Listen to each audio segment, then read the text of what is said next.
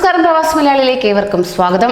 പ്രവാസികൾക്ക് ഇനി നാട്ടിലെത്താൻ കടമ്പകൾ കടക്കേണ്ടി വരും. അത്തരത്തിലുള്ള നടപടികളിലേക്കാണ് ഗൾഫ് രാഷ്ട്രങ്ങൾ ഓരോന്നും തന്നെ മുന്നോട്ട് പോയിക്കൊണ്ടിരിക്കുന്നത്.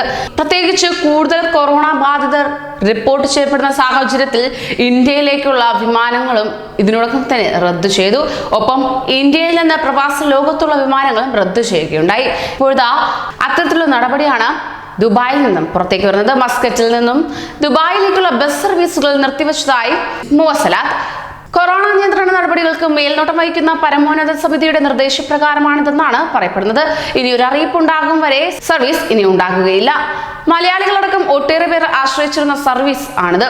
ഒമാനിലെയും ദുബായിലെയും പ്രധാന കേന്ദ്രങ്ങളെ ബന്ധിപ്പിച്ചായിരുന്നു സർവീസ്. മസ്കറ്റിൽ നിന്നുള്ള ബസ് ഷിനാസിൽ യാത്ര അവസാനിപ്പിച്ച് മടങ്ങും. ബസ്സുകൾ സർവീസ് തുടങ്ങുമ്പോഴും അവസാനിക്കുമ്പോഴും അണുയുക്തമാക്കാനും നിർദ്ദേശവും നൽകിയിരിക്കുകയാണ്. സീറ്റുകളടക്കം തുടച്ചു വൃത്തിയാക്കും. എല്ലാ ബസ്സുകളിലും ഹാൻഡ് സാനിറ്റൈസറുകൾ ഉണ്ടാകും. തിരക്കൊഴിവാക്കാൻ നിന്ന് യാത്ര ചെയ്യാൻ അനുവദിക്കില്ല. ബസ്സിൽ കയറും മുമ്പ് യാത്രക്കാരുടെ ശരീര ഊഷ്മാവ് പരിശോധിക്കുകയും ചെയ്യും. അബുദാബി രാജ്യാന്തര വിമാനത്താവളത്തിലെ ടെർമിനൽ 2 അടയ്ക്കുകയുണ്ടായി. ഇവിടെ നിന്നും സർവീസ് നടത്തിയിരുന്ന വിമാനങ്ങൾ ഇനി ടെർമിനൽ 1 നിന്നായിരിക്കും സർവീസ് നടത്തുകയെന്ന് വിമാനത്താവള അധികൃതർ അറിയിക്കുകയും ചെയ്തു. പാകിസ്ഥാനിൽ നിന്നുള്ള സ്വകാര്യ വിമാന കമ്പനിയായ എയർ ബ്ലൂ, ബംഗ്ലാദേശിന്റെ വിമാൻ എയർലൈനുകൾ മാത്രമാണ് ടെർമിനൽ 2 നിന്ന് സർവീസ് നടത്തിയിരുന്നത്.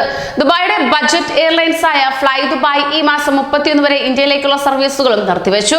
കോഴിക്കോട്, കൊച്ചി, മുംബൈ, ചെന്നൈ, ഹൈദരാബാദ് എന്നിവിടങ്ങളിലേക്കടക്കം 8 കേന്ദ്രങ്ങളിലേക്കാണ് ഫ്ലൈ ദുബായ് പറക്കുന്നത്. എയർ ഇന്ത്യ എക്സ്പ്രസ് എന്നിവ നേരത്തെ വിമാന സമയങ്ങളിൽ പുനഃക്രമീകരണം നടത്തിയിരുന്നു.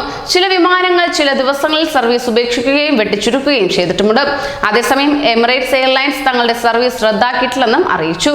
കൂടുതൽ പ്രവാസി വാർത്തകൾക്ക് ഈ ചാനൽ സബ്സ്ക്രൈബ് ചെയ്യൂ.